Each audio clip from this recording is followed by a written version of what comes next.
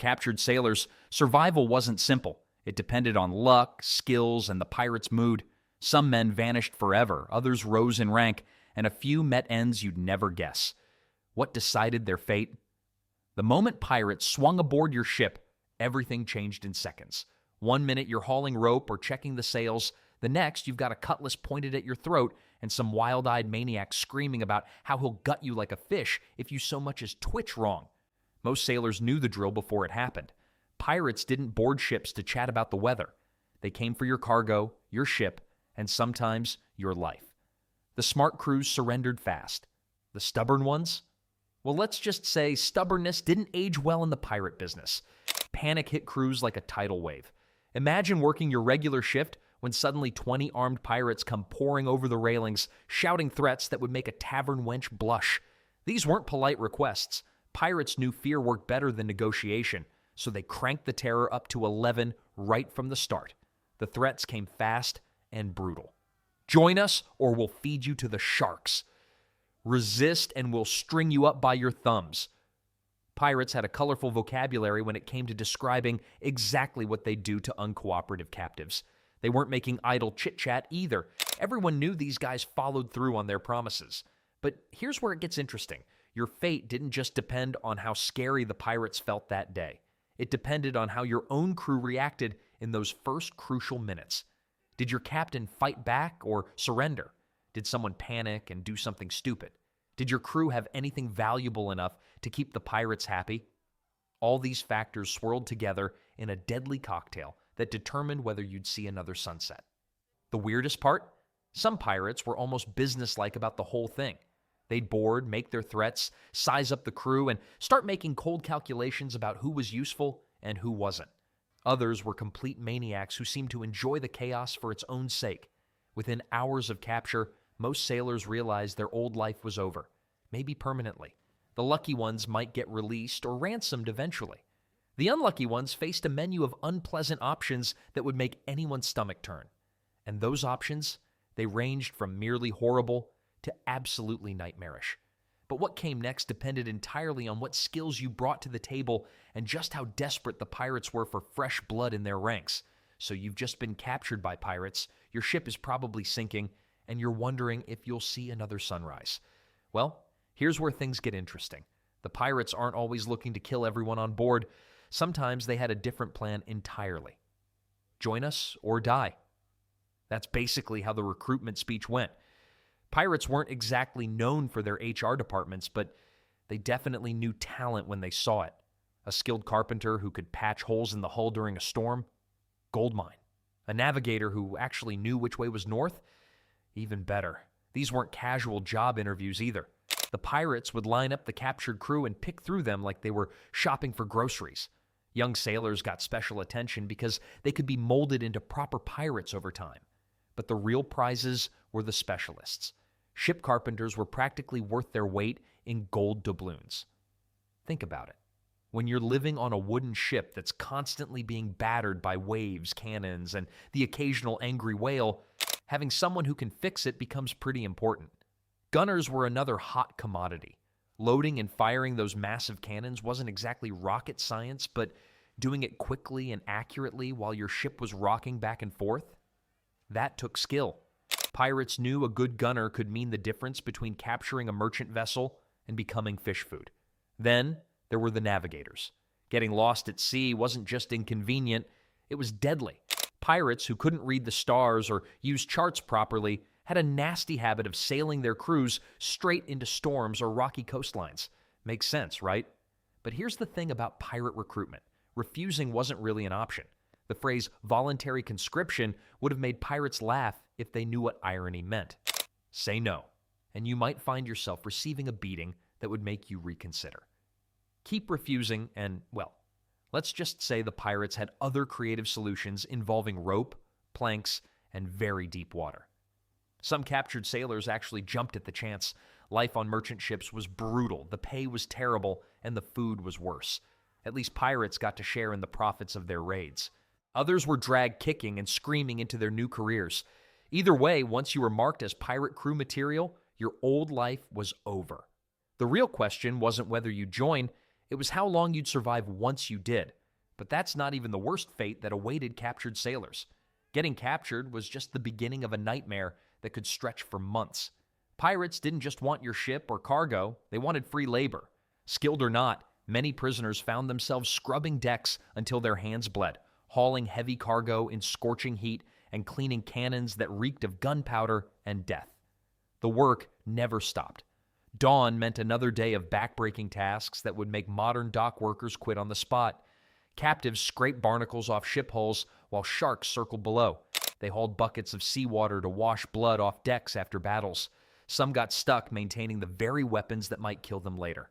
Pirates had a twisted sense of efficiency when it came to their unwilling workforce. Why risk your own crew for dangerous jobs when you had perfectly good prisoners? Captives were sent up rigging during storms, lowered into dark cargo holds to retrieve supplies, and forced to handle the nastiest cleanup jobs imaginable. Then there were the punishments for the smallest mistakes. Drop a tool overboard, 20 lashes, spilled drinking water, no food for 2 days, work too slowly while sick, a boot to the ribs, and threats of worse. Pirates treated these men like disposable equipment rather than human beings. The unluckiest prisoners became something closer to permanent slaves than temporary captives. These poor souls might spend years aboard pirate vessels, watching their captors divide treasure while they got nothing but scraps and abuse. Some forgot what freedom felt like entirely. But here's where it gets particularly cruel. Pirates often made captives do the jobs that put them in the most danger during attacks. Need someone to carry gunpowder during a battle? Send the prisoners. Want to test if that rope will hold during a storm? Make a captive climb it first. The logic was simple and heartless. Better to lose expendable prisoners than valuable crew members. A few captives did earn slightly better treatment through sheer necessity. Ships needed constant repairs, and skilled carpenters or sailmakers were too valuable to work to death immediately. Even then, one wrong move could send them right back to the worst jobs available. The physical toll was devastating, but the mental strain might have been worse. Day after day of endless labor while watching pirates live off wealth stolen from merchant ships, wondering if rescue would ever come, or if this floating prison had become their permanent home. Yet, even this grinding daily misery wasn't the worst fate awaiting some prisoners. Pirates had more creative and public ways to make examples of those who dared resist their authority. Pirates didn't just capture people and call it a day. They turned cruelty into a twisted form of entertainment that would make modern horror movies look tame. Beatings happened without warning or reason. One moment you're scrubbing the deck, minding your own business, and the next you're getting whipped because a pirate didn't like how you looked at him. Or maybe he was just bored. Pirates had a special talent for finding excuses to hurt people, and sometimes they didn't even bother with excuses. The worst part? They made it public. Every beating, every punishment, every act of brutality happened in front of the entire crew. This wasn't accidental. It was calculated terror. When Captain Edward Lowe decided someone needed punishment, he made sure everyone watched. The message was crystal clear. Step out of line, and you're next. Flogging was practically a daily occurrence on some pirate ships. 20 lashes for talking back, 30 for working too slowly, 50 if they really didn't like you. But here's where it gets truly disturbing. Some pirates actually enjoyed watching these punishments. They'd gather around like it was a sporting event, placing bets on how long someone could last. Then there were the more creative punishments that would make your stomach turn. Chopping off ears became almost routine for pirates dealing with defiant captives. Can't follow orders? Off comes an ear. Still causing trouble? There goes the other one. Noses were another favorite target. Nothing sends a message quite like sending a prisoner back to port missing half his face. Captain Bartholomew Roberts took this brutality to another level entirely. His crew once tied a ship captain to the mast and used him for target practice. Not to kill him, just to scare him senseless. The psychological damage from watching your friends get tortured was often worse than the physical pain itself. Some pirates developed signature punishment styles. Blackbeard preferred psychological torture, making captives think they were about to die before letting them go. Others, like Charles Vane, went straight for maximum physical damage. The variety of cruelty these men invented would impress a medieval executioner. Pirates understood something important about human nature.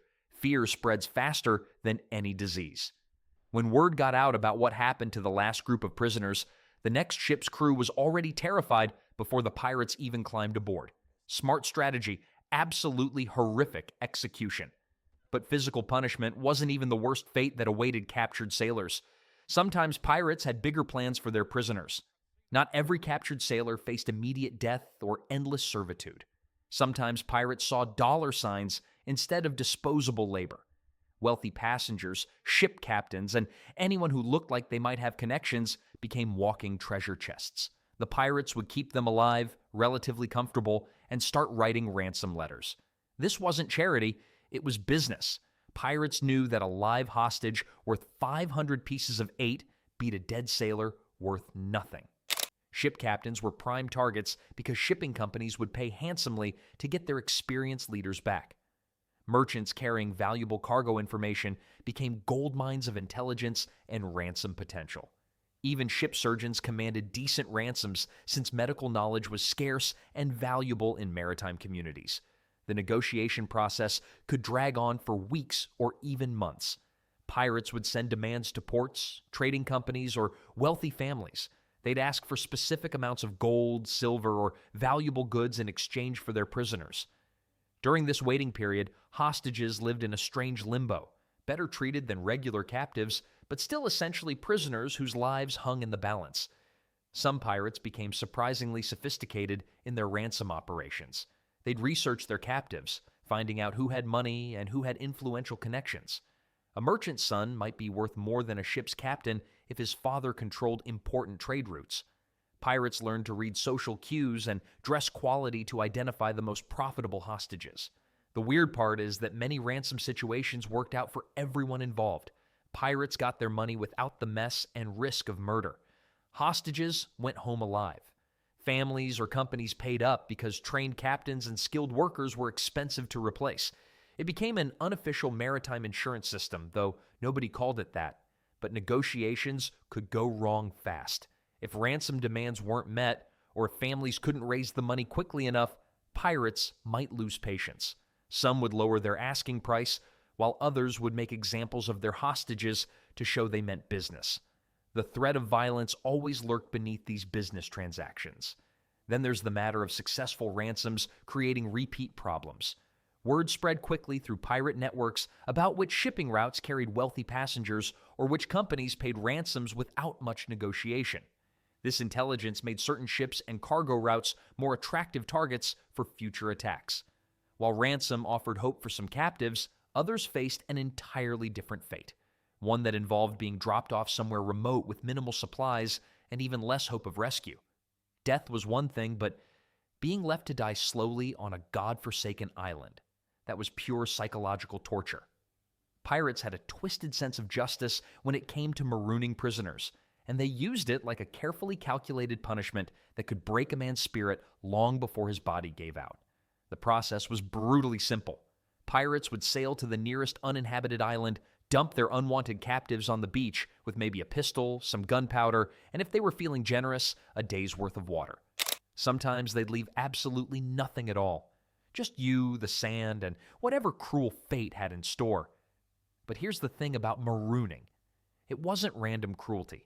Pirates saved this punishment for specific situations. Defiant captains who refused to cooperate, marooned crew members who tried to escape or signal for help, left on an island to think about their choices. It was psychological warfare at its finest because everyone knew that rescue was basically a miracle. The survival stories that emerged from these situations were absolutely wild. Take Alexander Selkirk, who got marooned for over 4 years and somehow lived to tell about it. He caught goats with his bare hands, made fire from scratch, and basically turned into a real-life Robinson Crusoe. Most weren't that lucky or resourceful. Then there's the waiting game that drove men completely insane. Week after week, scanning the horizon for ships that never came. The sun beating down mercilessly while you rationed drops of rainwater caught in makeshift containers. Some guys started talking to rocks or building elaborate sandcastles just to keep their minds occupied. Pirates knew exactly what they were doing with this punishment. It was worse than a quick death because it gave prisoners weeks to regret their decisions while slowly starving. The fear of marooning became so legendary that many captives would do absolutely anything to avoid it, which was exactly what pirates wanted. What made it even more terrifying was how casual pirates were about the whole process. They discussed dropping someone off like they were talking about the weather. "Oh, that island looks nice for Jimmy here. Plenty of palm trees and sharp rocks." The really twisted part? Sometimes pirates would return to check on their handiwork just to see if anyone had survived. Most of the time, they found sun-bleached bones and tattered clothing. While marooning seemed like the ultimate punishment, some prisoners actually preferred it to what awaited others back on the ship, because certain captives had skills that made them far too valuable to simply abandon. When pirates captured a ship, they didn't treat everyone equally badly. While most prisoners faced brutal conditions, certain skilled men found themselves in a completely different situation. Pirates weren't stupid. They knew that keeping a good surgeon alive could mean the difference between life and death for their own crew. Surgeons were absolute gold to pirates. These medical men could patch up wounds from sword fights, remove musket balls, and even perform amputations when things went terribly wrong. Pirates treated their captured doctors with surprising respect, giving them better food, cleaner quarters, and protection from the worst violence. The weird part is that some surgeons ended up living better on pirate ships than they had in regular Navy service. Ship carpenters were another prized catch. Pirates constantly needed repairs. Their ships took beatings from storms, battles, and general wear. A skilled carpenter could fix broken masts, patch holes, and keep the vessel seaworthy. These craftsmen often found themselves working alongside pirates as equals rather than prisoners. Then there were the navigators and sailing masters. Pirates who couldn't read maps or calculate their position were basically floating around hoping for luck. A captured navigator with real skills might find himself eating at the captain's table instead of scrubbing the deck with other prisoners. Makes sense, right? Getting lost at sea kills everyone equally. Musicians got special treatment too, though for different reasons. Pirates loved entertainment during long voyages, and a fiddler or drummer could boost morale during boring stretches between raids. Some musicians became so valued that pirates would specifically raid ships just to steal their band members. But here's the catch. This special treatment came with invisible chains. These skilled prisoners couldn't exactly refuse to help without facing serious consequences. They lived in a strange middle ground, neither fully free nor completely enslaved. Some grew comfortable enough that they eventually joined pirate crews voluntarily, while others spent years looking for chances to escape. The most successful of these specialists learned to make themselves absolutely essential. They'd share just enough knowledge to stay valuable while holding back secrets that kept them needed. A clever surgeon might teach basic wound care, but keep complex procedures to himself. Well, this relatively comfortable existence was still the exception rather than the rule. Most captured sailors faced much grimmer possibilities, and even the luckiest specialists knew their special status could vanish in an instant if they crossed the wrong pirate. Some prisoners discovered that their fate could be decided in the most final way possible. Death came swiftly for many prisoners once pirates decided their fate. Hangings happened right there on deck, with the ship's rigging serving as makeshift gallows. Pirates weren't exactly known for their patience when it came to executions. Officers faced the worst odds. Captains who fought back too hard or treated their own crews poorly often found themselves swinging from the yardarm before sunset. Makes sense, right? Pirates had zero tolerance for authority figures who reminded them of everything they'd rebelled against. The executions weren't private affairs either. Pirates staged these deadly shows where other ships could see them, turning murder into maritime theater. Bodies dangled from the rigging like grim decorations, sending a crystal-clear message to anyone watching through a spyglass. Submit or join the corpses. But here's where things get truly massive in scale. When authorities finally caught pirates, they didn't mess around with individual executions. At Cape Coast Castle in 1722, 52 pirates met their end in what became one of history's largest mass hangings. 52 men. That's more than most small towns' entire population back then. These weren't quiet, dignified affairs like you might see in movies. Colonial hangings were public spectacles designed to terrify anyone thinking about turning pirate. Crowds gathered, vendors sold food, children watched their future nightmares unfold in real time. Pirates knew this fate awaited them, which explains why many fought to the death rather than surrender. Getting captured meant facing judges who'd already written your death sentence before hearing your name. The legal system moved fast when it came to piracy cases. Then, there were the really unlucky ones who got caught between two bad choices. Some prisoners watched their captors get captured only to face execution themselves for voluntary piracy service. Didn't matter if they'd been forced into it, dead pirates couldn't testify about coercion. The irony hits hard when you realize many executed pirates had started as regular sailors just trying to make a living. One bad day, one pirate attack, one forced recruitment decision, and suddenly you're standing on a scaffold with a noose around your neck. Colonial authorities displayed executed pirates' bodies in metal cages called gibbets, letting them rot in public view for months. The smell alone kept most people from getting too close, but the message reached everyone within miles. Whether through pirate brutality or legal justice, the ocean claimed most of these men's lives. Few prisoners ever made it home to tell their stories, leaving us to piece together their fates from court records and the occasional survivor's account.